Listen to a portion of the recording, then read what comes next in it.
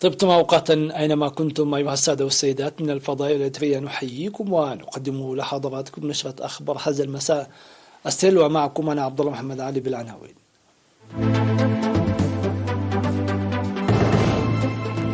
إصابة 14 مواطنا بكوفيد-19.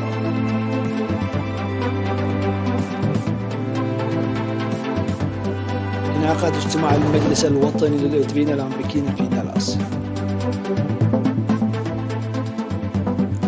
استكمال دعم أسر الشهداء في الإقليمين الأوسط والجنوب.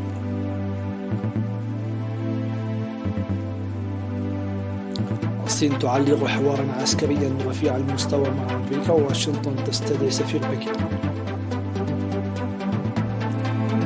بريطانيا ترفع معدل الفائدة بأكبر وتيرة منذ 27 عاما. وثوران بركاني بالغرب من العاصمة الأيسلندية ريكيافيك.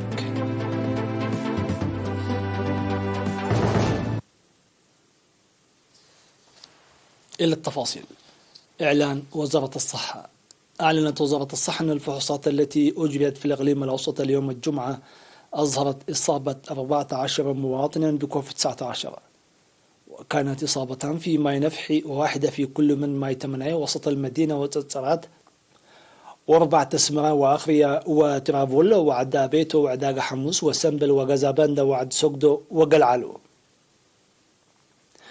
في غضون ذلك شفي 25 مريض كورونا في الإقليم الأوسط، وبهذا بلغ عدد المصابين بكوفيد-19 في البلاد حتى الآن 10,109 شفي منهم 9,895، وتوفي 103 مريض، فيما يتلقى 111 مرضى الرعاية الصحية في المستشفيات. وزارة الصحة 5 أغسطس 2022.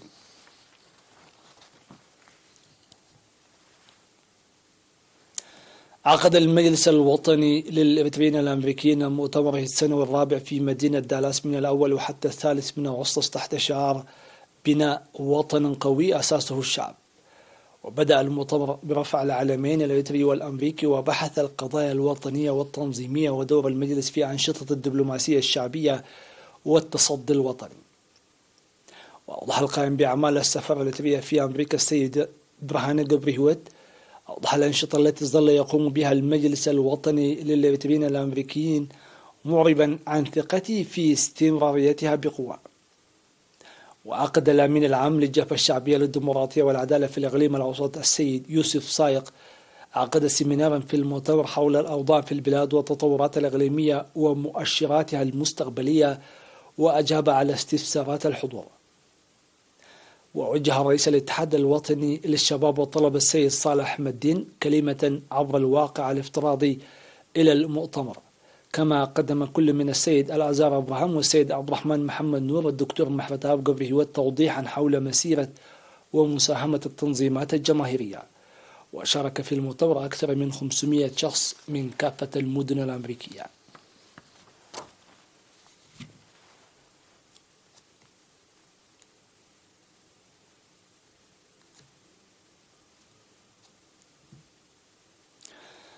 قدم الشباب العمال في مديريات سرجقة وقال نفحي وبريخ في الإقليم الأوسط الدعم المالي ل 26 أسرة شهيد وطلاب مدرسة مبادرة الابتدائية والمتوسطة ل4 أسرة شهيد.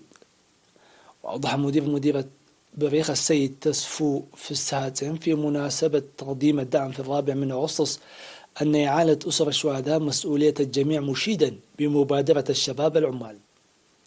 وأشار مكتب وزارة العمل والرعاية الاجتماعية في الإقليم الأوسط بأن الشباب العمال في المؤسسات الحكومية دعموا من قبل 26 أسرة شهيد، والإريتريين القادمين من الولايات المتحدة الأمريكية 10 أسرة شهيد ماليا. في غضون ذلك قامت الإدارة وأعضاء قوات الدفاع بصيانة منازل 5 أسرة شهيد في ضاحية عد قعور في بلدة إندا قرقش في مديرية عد خالة. كما قدم الاتحاد الوطني للمرأة الدعم العيني لهذه الأسر.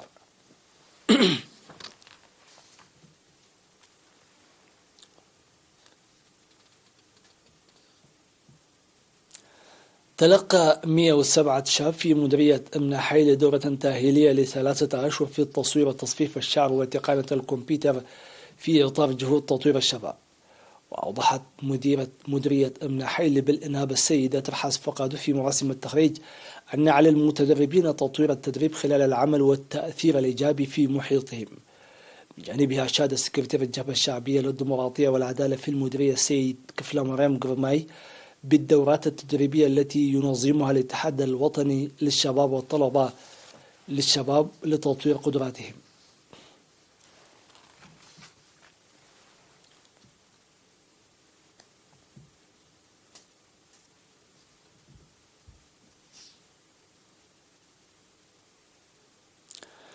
تلقى 67 معلما من المدارس الابتدائية والمتوسطة في الإقليم الأوسط دورة تدريبية في أساسيات تقنية الكمبيوتر وصيانته وحفظ السجلات.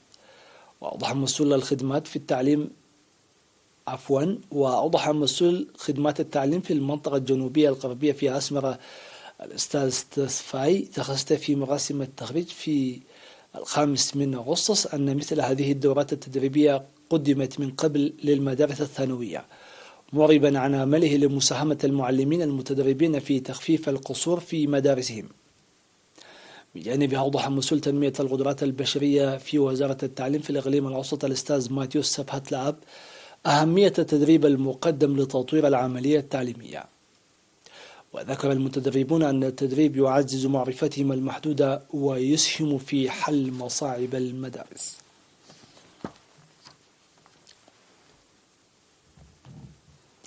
السادة والسيدات إلى فاصل ما ثم نوافيكم بالأنباء العالمية.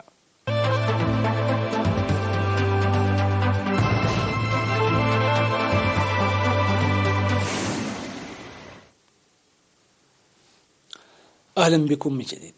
أعلنت الصين أنها أوقفت التعاون مع الولايات المتحدة في عدد من المجالات بما في ذلك الحوار بين كبار القادة العسكريين ردا على زيارة رئيسة مجلس النواب الأمريكي نانسي بيلوسي إلى تايوان هذا الأسبوع. بجانبها أكدت واشنطن أنها مستعدة للرد عليها. وقالت الخارجية الصينية في بيان أنها أوقفت محادثات المناخ مع الولايات المتحدة وكذلك التعاون في منع الجريمة عبر الحدود وإعادة المهاجرين غير الشرعيين من بين 8 إجراءات محددة.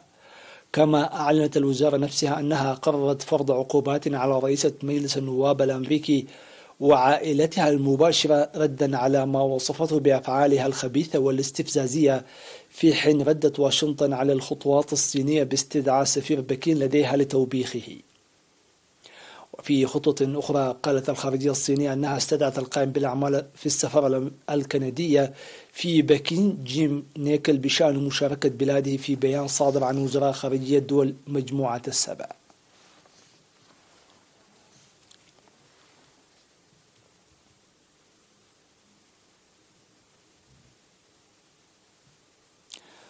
رفعت بريطانيا معدل الفائدة بمقدار 0.5% ويساوي 50 نقطة أساس، وذلك في محاولة للتخفيف من حدة معدلات التضخم المرتفعة. وتعتبر هذه الزيادة هي الأكبر منذ عام 1995 والسادسة على التوالي منذ شهر ديسمبر الماضي. وارتفع معدل التضخم الأساسي في بريطانيا إلى 9.4%، إذ تؤثر تداعيات الحرب في أوكرانيا مع ضغوط ما بعد الجائحة على الاقتصاد العالمي. وتشير توقعات المحللين إلى أن الفترة المقبلة قد تشهد المزيد من زيادات أسعار الفائدة في أمريكا وأوروبا لحين التأكد من اتجاه التضخم إلى الهبوط. نفث بركان في محيط العاصمة الأيسلندية ريكيافيك الحمم دخانية في ثاني ثوران له خلال 8 أشهر. الصدع الواقع على بعد حوالي 40 كيلومتر من ريكيافيك نفث حمما تتحول إلى صخور يتصاعد منها دخان مع انخفاض حرارة المرزوفات وينبعث منه دخان يميل إلى الأزرق.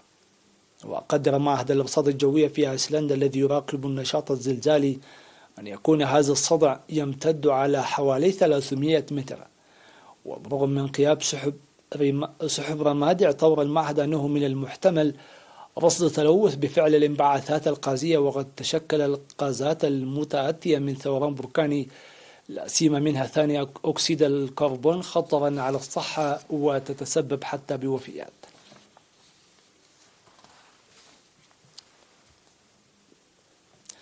أعلنت وزارة العلوم وتكنولوجيا المعلومات والاتصالات بكوريا الجنوبية دخول أول مركبة مدارية قمرية للبلاد في مسار النقل الباليستي القمري متوجهة نحو القمر. وانفصلت دانوري عن صاروخ سبيس إكس فالكون التابع لشركة سبيس إكس على ارتفاع 703 كيلومترات، ونجحت في أول اتصال لها بالمحطة الأرضية في كامبيرا بأستراليا بعد حوالي 92 دقيقة من إطلاقها.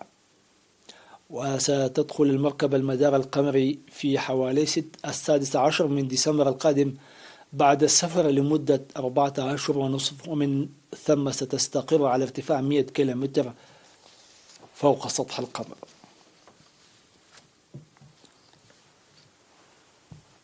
ختاما سيداتي سادتي تذكير بأبرز العناوين.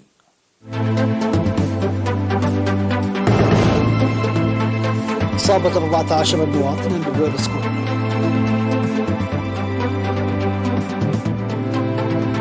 عقد الاجتماع المجلس الوطني لليتيمين الأمريكيين في دالاس.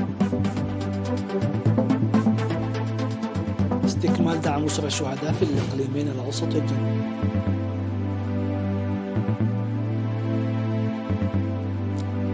الصين تعلق حوارا عسكريا رفيع المستوى مع أمريكا، وواشنطن تستدعي سفير بكين.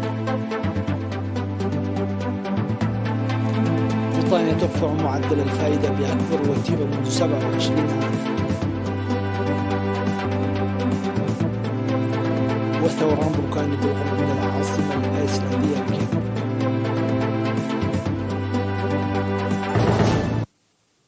في أمان الله وحفظه.